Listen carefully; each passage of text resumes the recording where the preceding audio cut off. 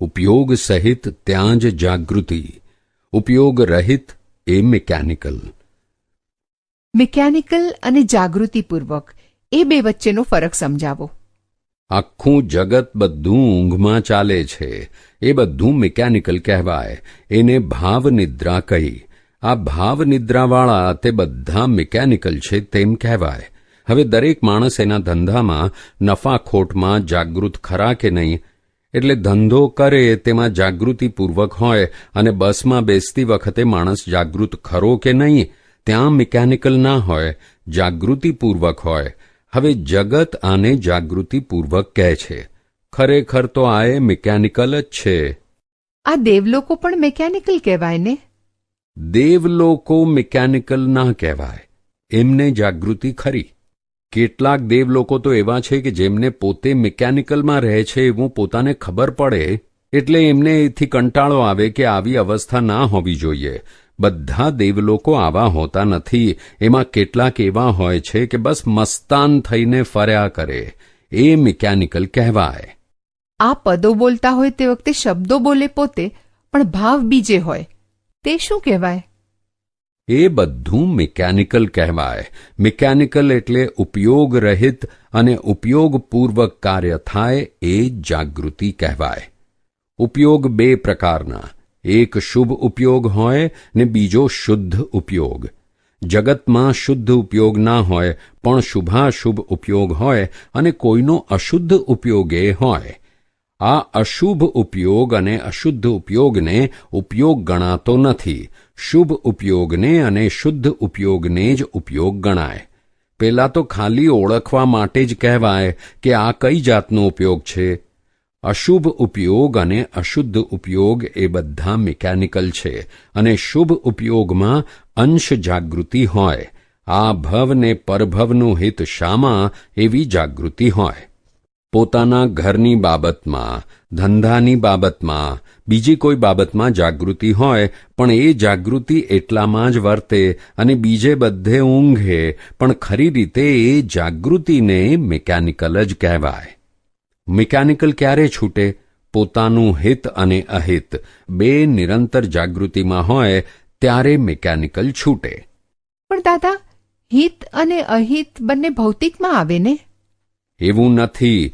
શુભ માર્ગમાં પણ જાગૃતિ કહેવાય, પણ તે ક્યારે?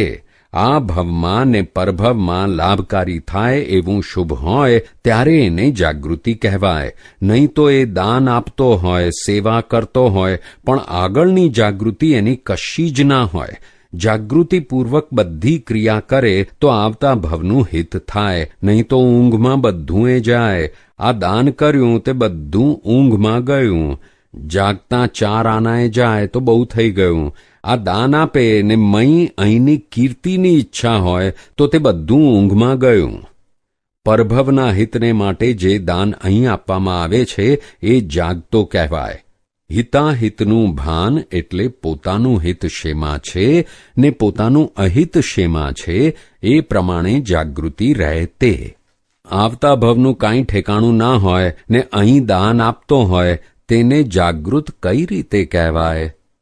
આ તો એક એક શબ્દ જો સમજે, અર્થ જ સમજે, ફૂલ ડેફિનેશન સમજે તો કામ કાઢી નાખે એવા વીતરાગોના શબ્દો છે.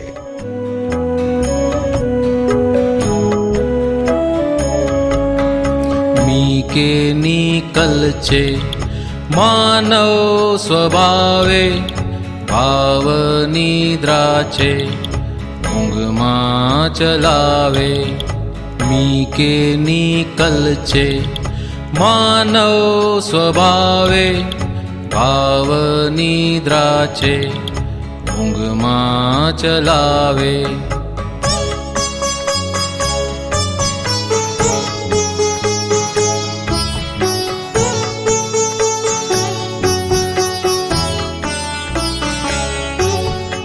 મિકેનિકલ છે તિર્યંચ યોનિ, યંત્રવત ક્રિયા મી કે નિઝમની અશુભ ને અશુદ્ધ મી કે ની ઉપયોગ વ્યર્થ વેડફાટ જ અહિતા સંયોગ મી કે ની કલ છે માનવ સ્વભાવે ભાવ નિદ્રા છે ઊંઘમાં ચલાવે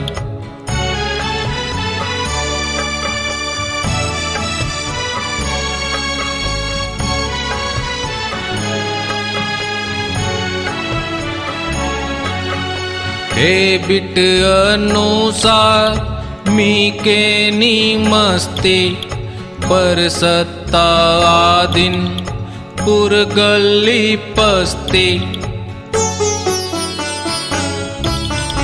શુભ ઉપયોગે અંશે જાગૃતિ ઘર ધંધે ચોક્કસ લિમિટેડ જાગૃતિ મી કે ની કલ છે માનવ સ્વભાવે ભાવ નિદ્રા છે ઊંઘમાં ચલાવે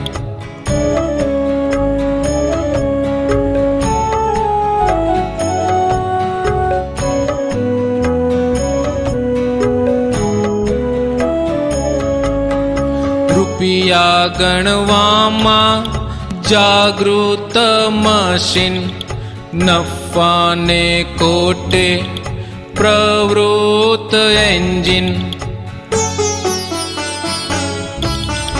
બસ ગાડી ચડતા એલર્ટ જાગૃતિ લડતા ઝઘડતા મી કે ની વિકૃત મી કે ની કલ છે માનવ સ્વભાવે ભાવ નિદ્રા છે ઊંઘમાં ચલાવે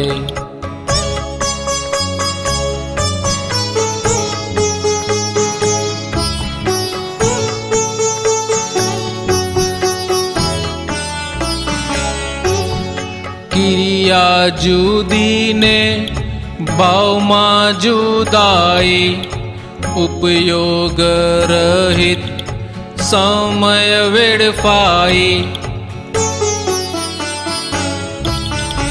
ઉપયોગ પૂર્વક કાર્ય ફળે છે પરિણામ બોલે છે સૂઝ ત્યાં સમજે છે મી કે ની કલ છે માનવ સ્વભાવે ભાવ નિદ્રા છે ઊંઘમાં ચલાવે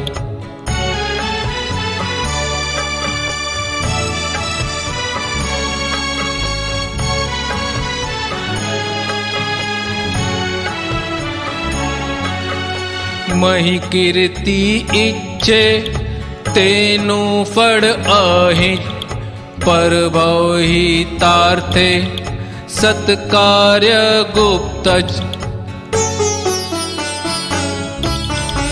ઉપયોગે ઉપયોગ હિતાહિત ભાને આભવને પરભવ સુધરે જે જ્ઞાને મી કે ની કલ છે માનવ સ્વભાવે ભાવ નિદ્રા છે ઊંઘમાં ચલાવે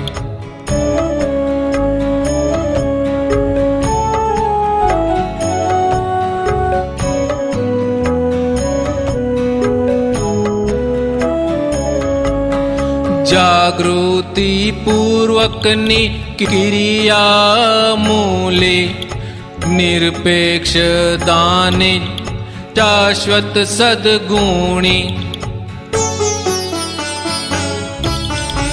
અનંત શક્તિ વ્યક્ત કા ઉપયોગ નિષ્પક્ષપાતે આંતરિક ભૂલો ગોત મી કે ની કલ છે માનવ સ્વભાવે ભાવ નિદ્રા છે ઊંઘમાં ચલાવે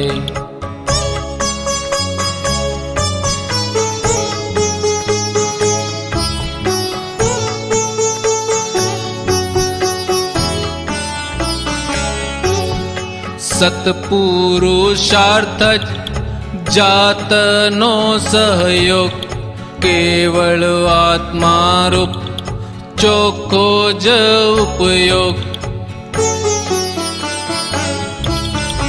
એક્ઝેક્ટ ઉપયોગ શુદ્ધાત્મા વર્તી, પાંચ જ આજ્ઞાજન કલ્યાણ વૃત્તિ.